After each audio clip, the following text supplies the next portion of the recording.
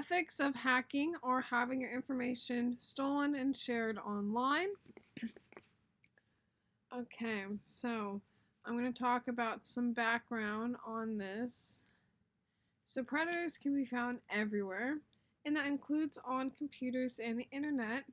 It's actually a lot easier for them to prey on people on the internet because they can hide behind a screen and think that they can just get away with it because of that.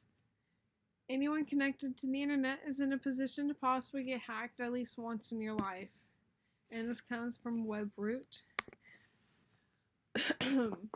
How do hackers find victims? There's a lot of ways that they can do that. You can do this by phishing scams, spam mail that has a bad link in it. Right here on the left is a text that I screenshot. Never once have I gone to Walgreens, CVS, and shopped there or got a prescription or anything. And I got this text saying, complete this quick survey and earn whatever and store credit. I am not a loyal customer, so that is fake. That's why I wanted to bring that up on there. Bad websites, bad links, that's how people get viruses. One example of that is illegally watching movies online. I know a lot of people do that. That's a good way of getting hacked. Fun fact. Another way people do this is by catfishing online. And the ways that they do that is by just getting to know a person and personal information about them and using that for the security questions and changing the password. What can hackers take from you and what can they do to affect you? They can figure out your passwords. They can open up a card in your name, a bank card. They can sell your information to third parties. This has happened on a lot of apps. I know it happened on TikTok. There's a thing with minors. You can get money if you had a minor or whatever in a certain time period on there because they did sell information. Another one of those is they can also request a new account in your name. This actually happened to me. Someone stole my Facebook account and got a new account in my name and changed the email and everything. So when I went to try and change the password, I couldn't do it. And yeah, if someone does this, they can have access to all of your photos, your messages, and if they have access to your email, your bank transactions, and etc. And why is this so dangerous in today's society? People have their cards linked to a lot of things on their phone.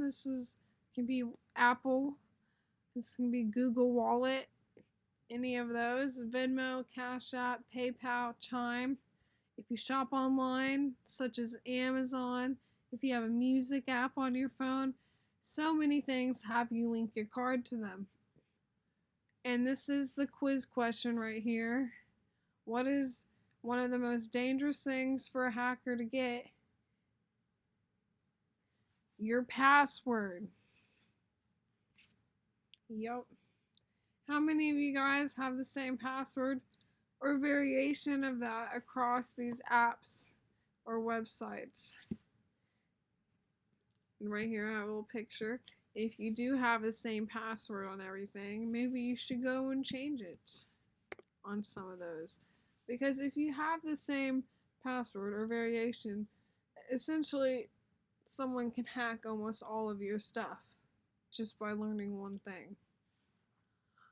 And one of the big things you can protect yourself from that, different passwords. Don't include personal information in your passwords because I don't know how many people will have like their kids' names as their password, or like a dog's name that's in their profile picture on Facebook or something like that. Like that, if you can easily look it up online, do not put that as your password. That should just be common sense. But it's not to a lot of people, I guess.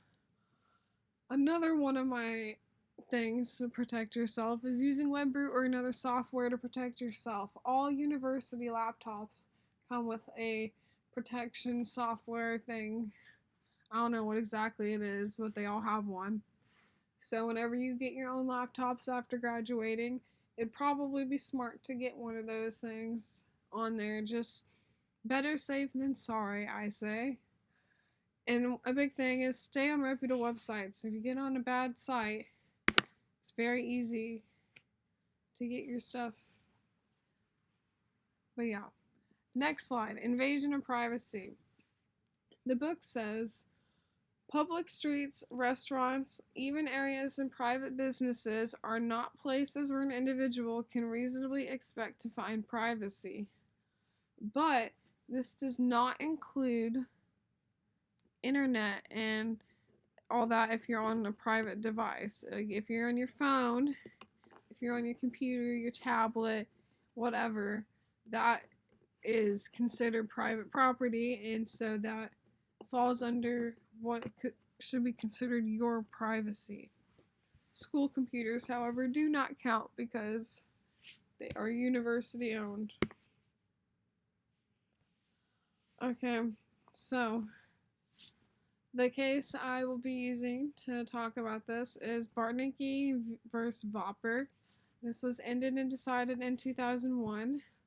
So basically, an information was published in an article that this reporter obtained illegally. He was listening in on a phone conversation, and the two people talking did not know that they were being listened to. In a 6-3 vote, it was decided that if you publish information that is illegally obtained, then that is illegal.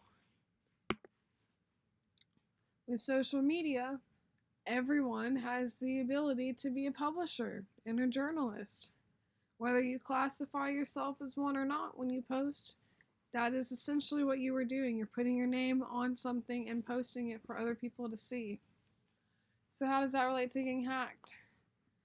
If you go through someone's phone or computer and see something that you don't like and you post about it for other people to see, that's illegal because you illegally obtain that information. Like if someone leaves something open and you see it, that's fine. But as soon as you start clicking on things and opening other tabs, that is where it gets illegal. If someone steals your photos and starts a fake profile with them, that is identity theft. And all of that. If someone posts bad images of you that makes you look bad, that can classify as defamation. So basically, hacking and getting hacked relates to a lot of things that we learned about in our book. And here's all of my sources.